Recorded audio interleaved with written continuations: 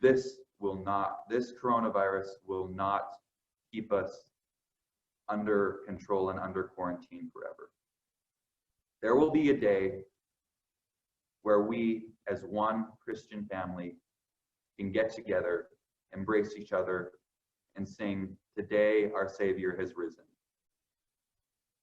I thank you all. I pray for you, and I ask you to pray for me.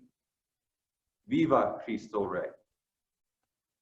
Viva Cristo Rey. Viva!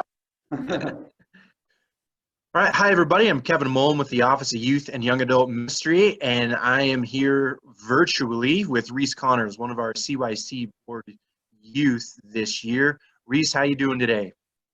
I'm doing pretty well. How about you, Kevin? Doing great. Yeah, just trying to avoid this coronavirus, but looks like you're in a pretty special place. Where are you at right now? Right now, I am in my most favorite place in the entire world. I am in the chapel at my home parish of Holy Family Catholic Church in Anaconda, Montana.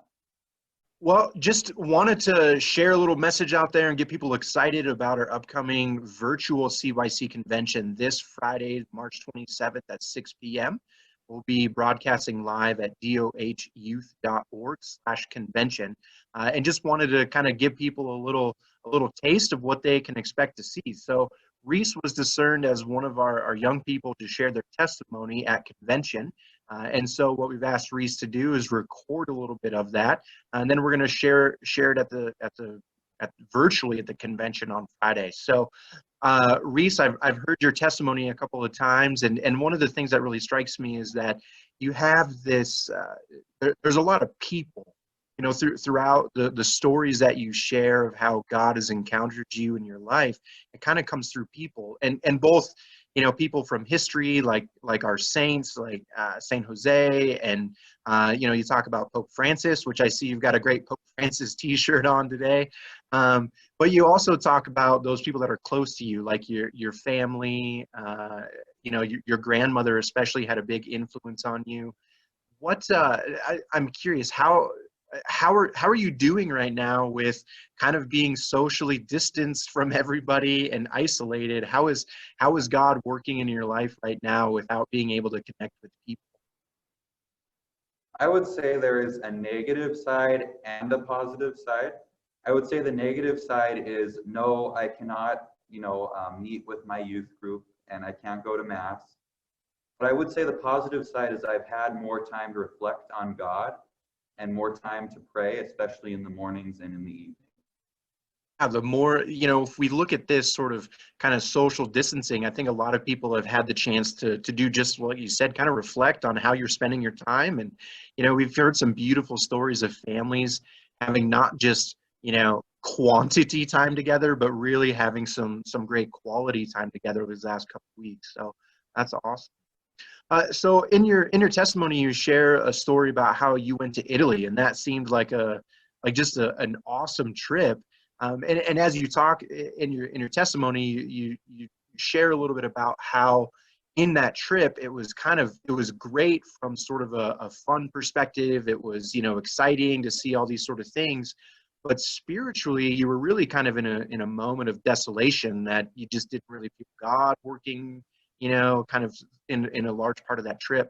What sort of advice or tips would you give to a young person kind of in similar situations, someone who might be, you know, seemingly living the dream, right? They're excelling at school or sports, and you know, kind of an outward perspective, they're really doing great, but spiritually they're kind of desolate. What sort of advice would you give a person in that situation? Well, to begin, there was this kid about my age who I went to NCYC with. And at the end, you know, I think it was at the end of the last day, we were getting into bed. You know, we're kind of just joking around, but then he says, "Reece, I didn't feel God once at CYC." And so we talked about it, and I really tried to spend some time thinking, how do I answer this? How do I make this person feel better about their faith life? And I said, you know, sometimes we just don't know what God has planned for us. God works in mysterious ways.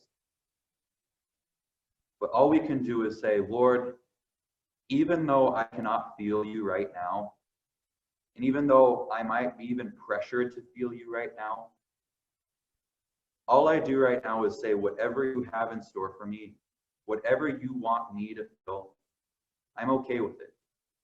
Because I know I'm not alone. Even though I cannot feel you, you are right here with me. We kind of just need to remember, right, that we are, our job is just to remain faithful and hopeful, because we know that God has all of this under control. So that's great advice for people who maybe aren't feeling, spiritually full. Just remember that there's that's natural, that's normal, and God is there with you. Well, thanks, Reece. Thanks for your time. We look forward to seeing you virtually, of course, on Friday night. And we just want to, again, invite all young people, families, anyone out there to join us this Friday, March 27th at 6 p.m. for our virtual CYC convention. We've got a lot of really great things happening. We have some pre-recorded content, things like Reece giving his testimony. Sarah Swafford will be joining us, and she'll be joining us live, which will be pretty exciting. So we've got some pre-recorded content. We also have some live stuff. We're going to make it a lot of fun, and you'll definitely want to be there, virtually, of course. So get some popcorn and snacks, and get comfy in your sweats on your couch, and join us on Friday night. So thanks, Reece. God bless. Thank you, Kevin. God bless.